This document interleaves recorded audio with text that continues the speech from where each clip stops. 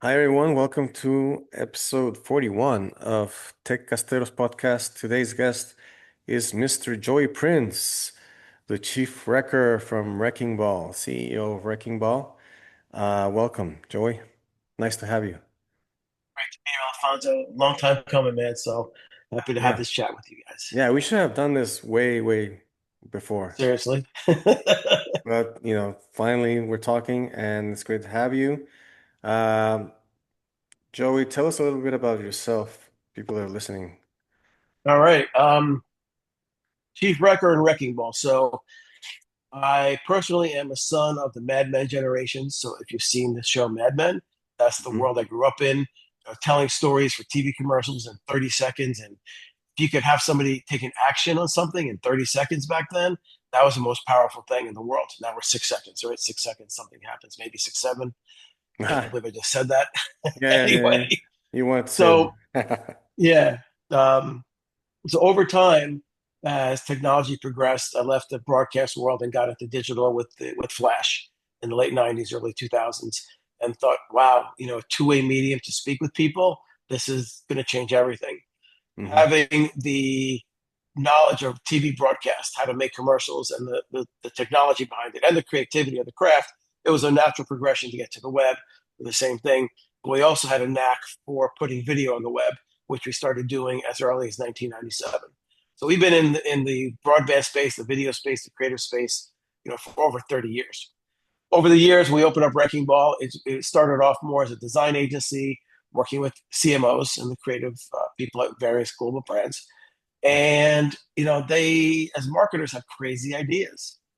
And back then, or even earlier, there were no third-party APIs. There were no systems you could hook into to do certain things. So we started building things, building software, building products, building digital platforms, and this eventually became like a full-service digital design and innovation company where we just come up with ideas, a strategy, design it, engineer it. Of course, data analytics is key as well, and Hmm. then content. So really, the full end-to-end of what we do, Wrecking Ball. Some clients come to us for a few things. Some clients come to us for everything. End of the day, we're innovators. We just want to make shit, and Yeah. that's our really our goal. It's not about Smart. the money. It's purely let's just make some cool stuff that impacts people positively, and make our mark on the world. Awesome. Very cool. And you said make shit happen, right? That's like your motto. Get shit done. Get Team shit done. GSD. There you Yeah, go. Get shit done. And now with everyone's talking about AI and everyone's trying to leverage AI, how does that change your world in the design space? man, it's interesting times that we're living in. Hmm. So we have three different tracks of AI that we're following. I'll get to the creative stuff in a moment. First is agentic and agents and super agents, which we're building out for various clients to help them with their workflows.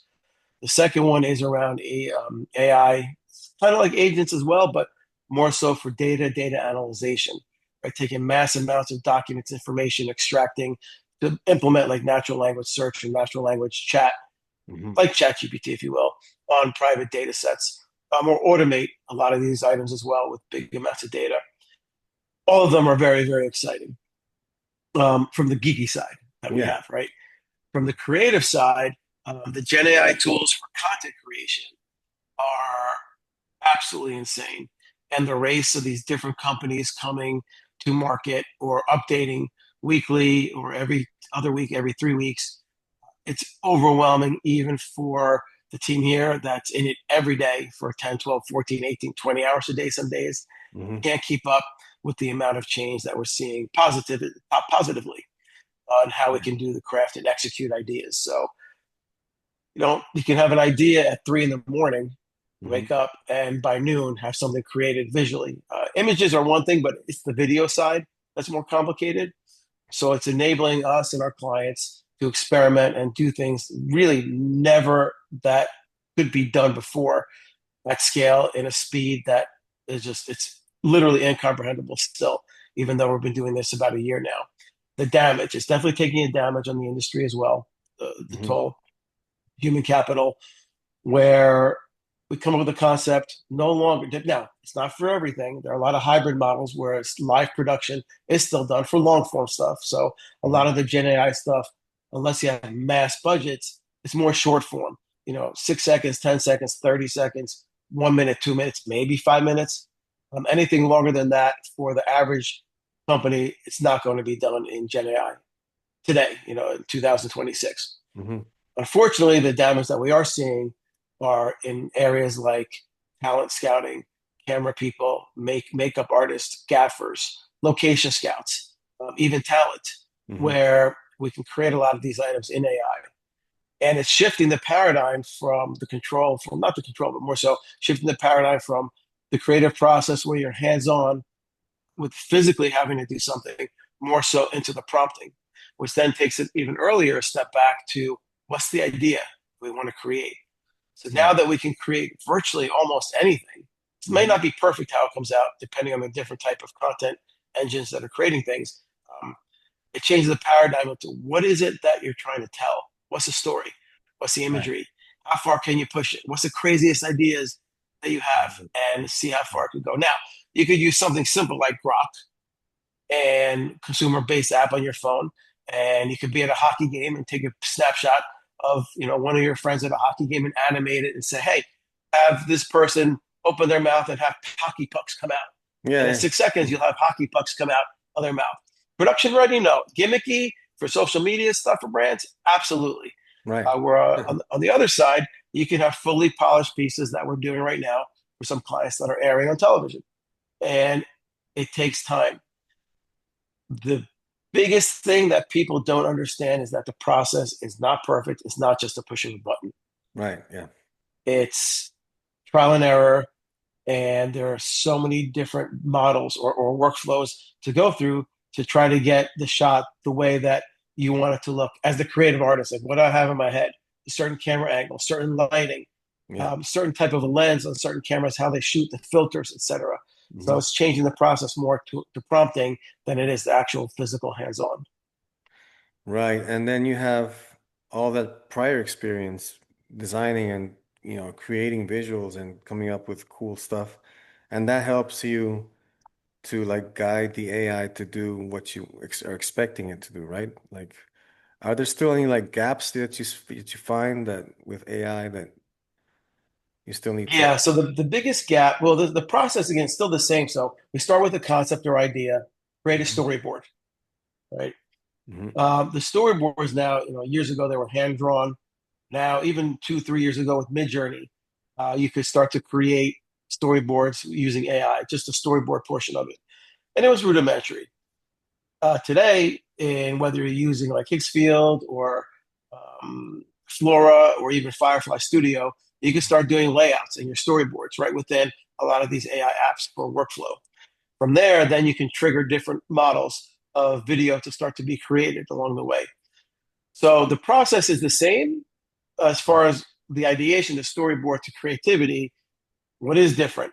Um, Continuity from scene to scene. That's very difficult.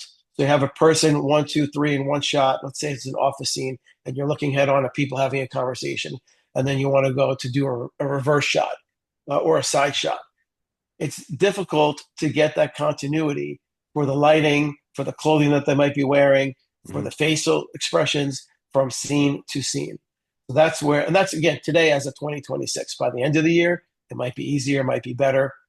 Um, so Mhm. you want to go from a wide shot to a tight shot, things like that. There's a lot of experimentation with on how to prompt it, how to code for it, or even which different model to use. So whether you're using Kling or VO3 or some of the other video models, they all work differently. There's many we're experimenting with now that no one's ever heard of. Mhm. Some of them are very difficult to access that are either private or in beta and or really within other countries as well. So you need to VPN in to another Oh yeah? country in order to Really? use it. Okay. Yeah, it's been very interesting. The beauty of it is it feels like we're back in the late 90s, early 2000s, Mhm. where there's community again. There's people helping one another, like the early days of Flash, early days of the web. Okay. There's Yeah. no Yeah. instruction manuals. Right. There's no Sure, there's courses out there. It's all nonsense. Yeah. It's a quick course, but it's really the community, the people that are active in the community, and so many are giving back of their learnings that it's inspiring so many people to get involved and participate Mhm. rather than just be a one-way thing and just consume and consume and consume. Where you post a question and put Mhm. experts take it with a grain of salt because it's all so new. There are people who understand it better than others. I Mhm. don't know that they're necessarily experts yet. Right. Some might disagree. But the biggest challenges right now are two. One is continuity between the scenes and how people will look between the scenes. The Right. second one is where you can do 20 generations of a render, still tweak the prompts, and you still might not get the piece that you're looking for. It's close, but it's not exactly what's in your brain. Mhm. Even to the point today, we were experimenting with the new Kling 3 release, and Kling actually displays the whole prompt of what they've done to have an F1 car pull into a pit, like drive on the track, pull into a pit, have the pit crew change everything, and send the car back on the track. And they show you how they did it. And James, my partner, he's the executive creative director here, also leading a lot of the Gen AI work here. He copied the prompt exactly, used very similar images of the F1 car, Yeah. and the things that were rendered it was almost like outtakes and bloopers. So the car would pull into the pit, the guy would come with the gun for the tire, pull the tire off, and like the whole brake would like melt and sparks. And then another tire just magically appeared on there. So it's like rendering outputs that are kind of hallucinogenic that don't make sense. Or Mhm. the tire came off, but there was another tire behind it already mounted on the car. Yeah. So Yeah. it's a lot of trial and error and rendering. And I guess the other thing that's a problem is you could put the same prompt in twice and Mhm. you will not get the same rendering. You get different. Yeah. So Hmm. it's not as easy as it sounds. It's fascinating. So the end results, nobody would know what the problems were or how problematic something might have been to get the final result, which is why we have blooper reels for the pieces that we create because it's funny. Uh-huh. But most of it goes onto the proverbial cutting room floor. If it was filmed like just it's tossed. No, yeah, I've seen that, and I was talking to you before. I've seen what James is producing and Amanda, some of your guys, your team, and it looks really good. And I mean, like Santa Claus wearing running shoes, and then the Budweiser. Yeah, it looks really good. Really impressive. Like what kind of tools are you using to create those, if you can share? Yeah, it's a lot. I Yeah, think, and I'll see if I can get the slide from James so you can share with the audience. I think they're anywhere between 20 to 40 different tools that we yeah. have to make things work. For some things, it could be like, of course, Midjourney, Nano Banana, with Higgsfield, and then different versions of Kling. Kling 2, 2.1, Mhm. 2.5, 2.5 Turbo, now 3, Minimax, Helio, and then there's still post production, so Premiere, After Effects, but Mhm. other cases could also be Sumo for music, 11 Labs for voiceover, and Gemini as well. On the Nano, I said the Nano Banana already. Mhm. There's numerous different Right. ones that where it's a lot, and it's good. Yeah, yeah. So where do you see this going, like in the future for creative teams? Like, are there going to be any like new roles or skill sets required? Obviously, maybe AI prompting would be one. Like, where do you see this? There are studios that are popping up now that are strictly they were in the post production space Hmm. that they're now migrating to be a full service agency, AI based agency, because they don't need to do the production anymore. They are the production company. It's virtual production, Hmm. but they're still the production company. So, well, you still need a director, right? Hmm. This how the person, or whether it's art director, creative director, or just director, how you've had it in print and TV. You still need your post production people. Now, with the use of tools now, easier tools, your post production person and the director and the audio engineer could all be the same person. The Yeah. tools have made it easier. We need a new music track. Okay, great. Go to Stumo and create your track. get the professional plan and have it broken out into individual tracks so you can remix the track if you need to. You need an announcer track. You want to duplicate someone's voice. Some people are actually have their voice copyrighted and can be used. Mm. So professional actors will have their model available, and you can prompt or type in the script you're looking to create in their voice. You'll get their voice back, and you pay a fee to use Okay. them. Hmm. Um, it's more so for, I mean, it might be for commercial, but it's probably more so for non full commercial, at least non broadcast, so at least for web usage, items like that. So the barrier to entries, it's not that it's easier, it's shifting, where the creativity can be done with less people instead of more. The Hmm. budgets might still be required because good creativity comes with a price, Right. Right. plus all the credits that are needed to render everything. Now, the spec piece we did for Budweiser, that probably would have been 800K to 1.2, $1.3 million budget for that piece to recreate. Um, Mm-hmm. it cost us maybe 3,000 in credits, maybe by the time we were done. So it's still decent for everyday person just to do it. Okay. Hmm. Um, but to be able to have that flexibility, and it wasn't perfect, but it was good enough for a spec piece. Hmm. Um, the barrier to entry to creativity has been lowered, Yeah. but it doesn't mean the output's going to be good. It just Right. means Yeah. it's Yeah. been Yeah. lowered. Yeah. It's. So I mean, I've that's tried the it. big I've tried shift. VO3. I've tried. And it is. Yeah. It's not consistent. It's hard. What you mentioned earlier, like the continuity, is the hard. I think the hardest part too. Like it was really hard to have the same thing like repeated. Like I want the next Yeah. scene, the guy to wear the same shirt and have the same color hair and all those things. It's really, really impressive what you guys are doing. And related to like intellectual property, you just mentioned like artists are going to have you're gonna have to pay a fee if you want to use someone's voice. What other things do you think will be kind of like in danger in terms of like intellectual property or things that need to be protected better in terms of intellectual property when using AI? Styles. So, for example, we were at one club in New York, had a whole AI workshop, 2-day AI conference workshop with leaders of different agencies. And this was probably about a year ago, 10 months ago. So figure May or June of 2025. And back then, the video models were just coming out. So they were available. They Hmm. were okay.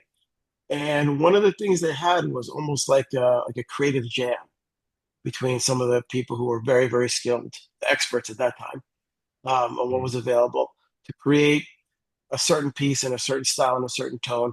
It was almost like through the audience, we voted on a topic that they had to create a 15-second piece for, what the content was, what the brand information was, and the artist, and they could pick a style. And the interesting part was they had to pick a style of the artists who were creating this, had to pick a style of the artists that they like. And one of them picked Van Gogh. So they were using Adobe Firefly to create the video pieces in this case. And everything that was rendered in the style of Van Gogh as a video piece and an animation piece. So that type of thing where it used to take a lot more time and effort to recreate something like that can be done instantly. Hmm. Does it detract from the value of physical Van Goghs now because anybody can make a Van Gogh, but a video in that style, um, and that was very eye opening to be able to see that done, in 15 minutes. Now it was rudimentary, but nonetheless, it was still something that is coming to market and is here. So things like that, where people's styles are it could be in jeopardy. Also, people's voices or similarities to people's voices. If they're not copyright or trademarked, Hmm. then does that mean you have a right to use somebody's voice, at least for commercial usage? Right? So non-commercial, you want to create your own in-home videos or internal pieces, marketing materials, experimentation. Great. One example is one of the announcers from, I don't know if it's from Discovery or BBC, who does a lot of the nature documentaries. Hmm. And his voice is cloned almost everywhere now. I think there was one of the pieces that went viral a few weeks ago for the penguins, where you have like the Ah, lonely penguin. yeah. Um, that announcer's voice, I believe that was the one where it was cloned over and over and duplicated for however people wanted to use it. There's no, it's not copyright. It is copyright. I mean, it's his voice. So how do you protect that? You can't. And it Hmm. was a viral piece, and nobody was making money on it, essentially. But if brands start to use that, they're not advertising per se. They're just jumping on the whole trend. They're not making money. They're not paying for ad space. They're just running it on their social media content because it's a trending thing. How does that affect the actual individual person, whether they're alive or deceased? The estate for Hmm. royalties for the usage of a like sounding voice like that. So that's where legal will get interesting over the next few years, I think, to kind of protect Right. people's own personal brands. Yeah, yeah, yeah. That's interesting. And going back to like the use of AI in an organization that wants to start building, I don't know, ads or want to refine their brand on what good strategy should they follow to adopt AI and be successful? Maybe it's a difficult question, but kind of like thinking if I want to use You can AI, use, yeah. depends what it's for. Let's say you want to use it for creating various decks, presentations. Hmm. With Notebook LLM, great example. Notebook LLM combined with Claude. So in the prompting, in between Claude and Notebook, you can create your own brand DNA, logo, color palettes, tone of the company, values, products that you have, offerings, everything can go in to the platform. And from that, with prompting, you can start to create additional materials that will stay within the brand DNA, brand color, tone, imagery that'll be created, anything auxiliary. So time to market for like PowerPoint presentations for your team. It's it speeds things up immensely as well, where you don't have to go back to a boring template. It's the same background in every slide. The content can go in, but the AI will help to build better presentations, but staying on brand. So that's one example. For creating ads, it really comes down to having the original photography imagery, like a piece we did for Porsche for our Targa, it was a Targa 4 GTS car. We had a professional shoot done, Hmm. still frames. We had roller shots as well. They were good, but the still frames that were utilized, so staying on brand, staying on the car, external shots, exterior, internal, interior shots, and through the various video models, it stayed true to those specific start points and end points of what the professional photos were. It's also garbage in, garbage out. Yeah. So you put something crappy in, you're going to get Hmm. garbage out. But if you want to stay on brand, this is where it still becomes like a hybrid approach where you can still do your professional video shoot or film shoot, really film shoot, Hmm. photography shoot, and use that as a starting point. So everything will be as the creative team wants, the art director wants, the lighting wants, needs to be, and then use that as a starting point to stay on brand or on product. From that, also, you can take your still shots that are professionally done and still bring it into other AI models to create alternative versions.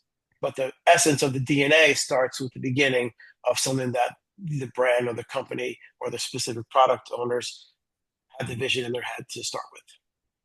Can you share your screen? Can you share some of the stuff that you've done, just so people that can see it? Yeah. It's really cool. I think it's really nice. All right. Let me see if this will work. That goes full screen. All right. Yeah. Let me see if I can make this a little bigger here. Nope. Nope. I wish this box would go away. Give me 1 second here, brother. Sure. All right, make you a little smaller. All right. Sorry for this is over on LinkedIn. Hmm. One piece. So let me just share here. we'll just have the video up, but I don't have it prepared or There say, we yeah, are. I know this is my page or whatever. So Hmm. this is a spec piece we did for Louboutin. And the goal was to see what can we do in about a 6 hour period from a concept soup to nuts, and putting the hat on of art director saying, we want to create this piece for these Miss Z stilettos. The brand represents elegance, confidence. It's sexy, but there has to be more to it, right? Uh, High fashion, wealth, if you want, or so almost like commanding power, alpha personality. And their brand really says when you're wearing Louboutin shoes, you are like the ultimate power woman, regardless if it's business or pleasure. We wanted to combine that further with a Doberman, with a dog, and thinking of a crazy art director, thinking, all right, why do we want the Doberman? It represents power, it represents security, it represents authenticity, it represents also elegance. Right? So the combination of having the Louboutin brand with the stilettos with the dog, great, makes sense. This could just be a print ad right now at the end frame. But then we're thinking, all right, let's go back. How can we really look at this as the whole brand and incorporating more red? So bring the red into the room. I want a red shaded room. I want velvety walls. I want different shades of light of the red, so it's not just a flat red. But I also want like a King Arthur chair, or throne in the room. I want a red velvet throne with the big buttons in there, with the gold or brass around the whole frame, also exuding like class and elegance. But at the end scene, I want a dog to come in, I want the model to walk into frame, I want her to sit in the chair, I want the Doberman to walk into frame, turn around, face the other way, both the dog and the model look up at the camera at the same time, but to ensure that the model opens her legs a bit, that the dog can sit in between them, and the money shot has to stay in frame like we're looking at now. So it's impossible. It's absolutely impossible to do this in real life without, and of course, at the shoot, you need animal control there, probably have multiple dogs. Dogs are not going to just walk into a frame, Right. sit in between Yeah. somebody's legs, turn around. So this is the final piece that we created. I know you can't hear the sound, and we can share the link with your audience also after. Sure. Yeah. But the money shot's coming up at the end, and chair comes in. She sits down, opens her legs a little bit, leans over. Dog walks into frame, turns around. She spreads her legs a little bit further, and we're at the end shot here, where the oops, 1 second, where the shoe's still in frame, and they're Hmm. both looking at the camera. It's Yeah. impossible to do this in real life. Yeah. And that's the Um, money when shot right when there.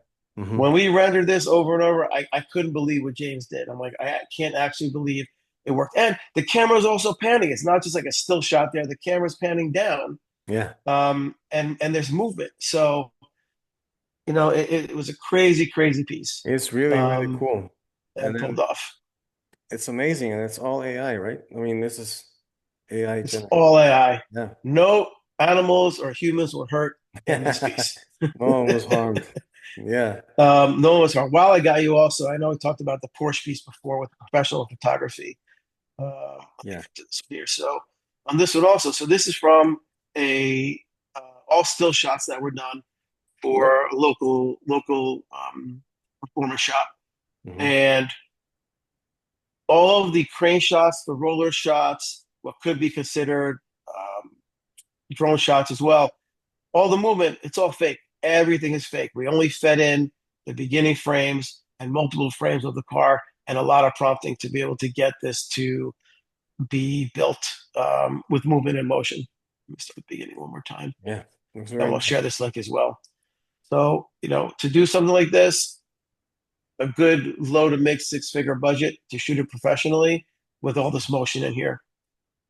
Yeah. Um, I shouldn't say mid 6 figure, but a low 6 figure budget to get it done. And you need the weather as well. So it's weather dependent. So if the weather Right. is crap, you lose your shoot day. You can't, yeah, you can't do the shoot. It looks really amazing. Very cool, man. And so tell me, what's the plan for Wrecking Ball for the next year or two? What do you guys I'm want glad you to didn't say achieve? 5 years because nobody can predict 5 years Yeah, anymore. 5 years is too hard. That's why I just said 1 year. Right? It's impossible.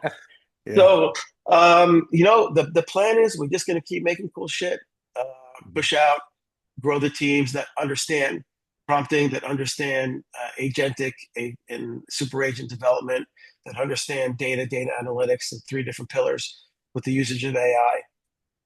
Great. Yeah. And just really, we're also teaching brands how to use the tools. So some people have in-house creative teams. We're giving workshops and seminars that Okay. we're brought in for, show them how we do what we do, as well as the pain points that to look out for. And then we're also doing a bunch of speaking engagements to the C-suite, CMOs, or senior directors in the marketing orgs, so they can understand as well what it really takes to get this done. Some projects we've had a 3-week timeline. They Mhm. fuck around for 2 weeks and change, and then with all these changes, but it's not that simple as a push of a button. Just like it's not as simple as we have to go reshoot everything. It's not as simple as just throwing the same prompt in there and re-rendering because it's going to come out different. Yeah. And that's a problem. So I think a lot of education, a lot of visibility in the marketplace, and then keep expanding on teams to grow the creative side and the technology side to help everyone Awesome. obtain And you guys more are AI sharing, usage. you guys have like social media accounts, right? You want to share with people to check out what you guys are doing? Yeah, for it's a great question. We do. They're all a little bit different. Yeah. LinkedIn, I think it's linkedin.com/, WreckingBall. Give me 1 second here. Sure.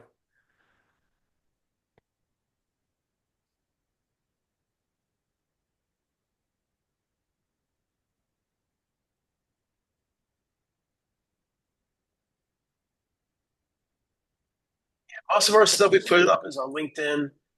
It is linkedin.com/company/wrecking-ball-agency. We'll Okay. share also with your members. Instagram, not as much stuff up on there, but we're pushing more and more. That is under.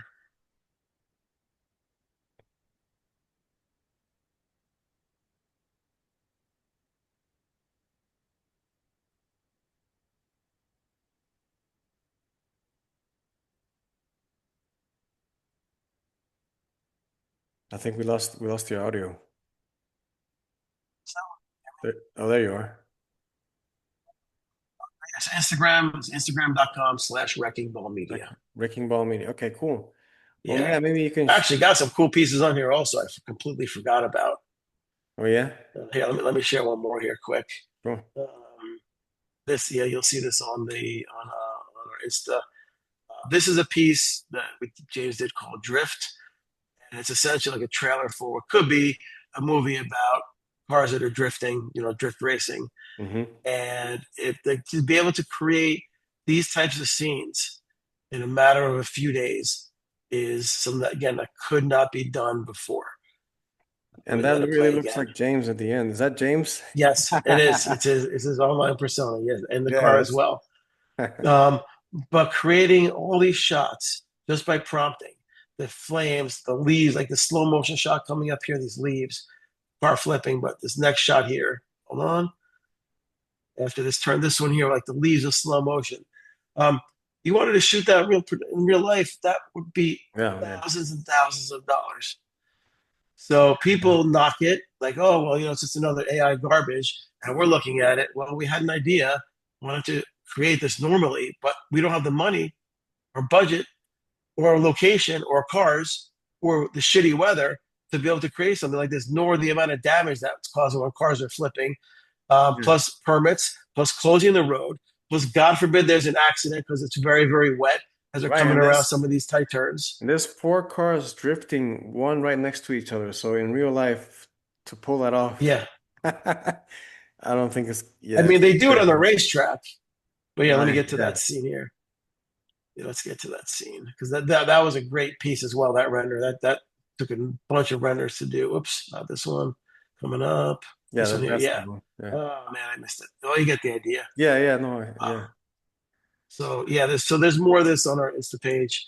Another piece for Lacoste, which is funny. This is a funny piece too. Wow. Completely unexpected. The gator You know, hanging the out. gator. Um, Wearing like just all these different yeah. kind of spec pieces that you just couldn't do easily. Yeah, it could be done in CGI, Yeah, But but that's what cost? this is 3 weeks, another two, three, level. 4 weeks? Yeah, this is next level. This is really cool. I didn't see that one. But Yeah, this one I'll just went share up. your socials on the, description of the podcast and stuff so people can check it out. Awesome. And Joey, I think we're close to the Yeah, uh that was fast. time limit. Uh we can schedule another podcast for later and keep talking about this cool stuff that you guys are doing. Anything else you want to share with people before we go? I'm an open book.